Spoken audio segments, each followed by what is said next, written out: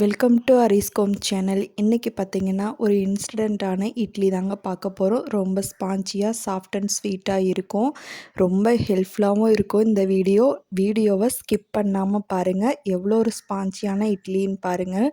இதுக்கு என்ன பொருட்களாக சேர்க்குறோங்கிறத ஃபஸ்ட்டு பார்த்துடலாங்களா? இந்த இட்லி ஸ்பாஞ்சான இட்லிக்கு பார்த்திங்கன்னா நம்ம வீட்டில் வச்சுருக்க மீந்து போன சாதம் தாங்க. ஒரு கப் சாதம் இருந்தால் போதும். நம்ம இன்ஸ்டண்ட்டாக உடனடியாக இட்லி செஞ்சிடலாம். காலையில் பிரேக்ஃபாஸ்ட்டுக்கும் நைட் டின்னருக்கும் கவலைப்பட தேவையே இல்லை. இப்போ நம்ம செய்கிறத பார்க்கலாங்களா? இப்போ பார்த்திங்கன்னா ஒரு கப் சாதம் நான் எடுத்திருக்கேன். இந்த ஒரு கப் சாதத்தோட கொஞ்சமாக தண்ணி சேர்த்துருங்க. ரொம்ப தண்ணி சேர்க்காதீங்க. கொஞ்சமாக தண்ணி சேர்த்து இந்த பதத்துக்கு அரைச்சி எடுத்துருங்க. மிக்சிலேயே அரைச்சி எடுத்துடலாம். இப்போ கரெக்டாக அரைச்சி எடுத்தாச்சு. இது ஒரு பாத்திரத்தில் மாற்றிடலாம். இப்போ மாற்றி வச்சுட்டு பார்த்திங்கன்னா இப்போ அதே கப்பில் 3/4 கப் ரவை எடுத்திருக்கேன். நீங்கள் 1 கப் கூட தாராளமாக எடுக்கலாம். ரவை எந்த அளவுக்கு சேர்த்துறீங்களோ அந்தளவுக்கு டேஸ்ட்டு அல்டிமேட்டாகவே இருக்கும். நீங்கள் 1 கப் கூட எடுத்துக்கலாம். இப்போ இந்த 1 கப் ரவையை நல்லா வறுத்து விட்டுருங்க. இந்த அளவுக்கு பார்த்திங்கன்னா ரோஸ்ட் பண்ணி விட்டுருங்க. ரொம்ப ட்ரை ஆக்க தேவையில்லை. ஓரளவுக்கு மீடியமாக ரோஸ்ட் பண்ணி எடுத்துருங்க. இந்த அளவுக்கு இருந்தாலே போதும். இப்போ இதை ஆற வச்சுட்டு அதே மிக்ஸி ஜாரில் நம்ம சேர்த்திக்கிறலாம். இப்போ பார்த்திங்கன்னா நல்லா புளிச்ச தயிர் 3/4 கப் சேர்த்திருக்கேங்க. நல்லா ஓரளவுக்கு புளிக்கிற தயிராக இருக்கணும். ரொம்ப புளிக்கிற தயிர் இல்லை, மீடியம் அளவுக்கு இருந்தாலே போதும். இதை நல்லா ஒரு மைன் பேஸ்ட்டாக அரைச்சி எடுத்துடலாங்க. பாருங்கள், இந்த அளவுக்கு இருக்கணும். இதுதான் கரெக்டான பக்குவம். நல்லா குறகுறப்பு இல்லாமல் நைஸாகவும் இல்லாமல் கரெக்டாக இருக்குது பாருங்கள். இப்போ நம்ம இந்த அரைச்சதை இது கூட நம்ம சேர்த்திடலாங்க. சேர்த்துனதுக்கப்புறம் பார்த்திங்கன்னா மிக்ஸி ஜாரில் லைட்டாக ஒட்டியிருக்கோம். அதை மட்டும் எடுத்து விட்ருங்க. எக்ஸ்ட்ரா தண்ணி வேணுன்னா சேர்த்துக்குங்க, வேணான்னா தேவையில்லை. இதுக்கு தேவைக்கேற்ப உப்பு சேர்த்துட்டு நல்லா இதாங்க மெயின் டிப்ஸு. நல்லா மாவு கலக்கிறப்ப நல்லா ஸ்க்ரோல் பண்ணி நல்லா அடித்து கலக்குங்க. அப்போ தான் அந்த மாவோட திக்னஸ் நல்லாயிருக்கும்.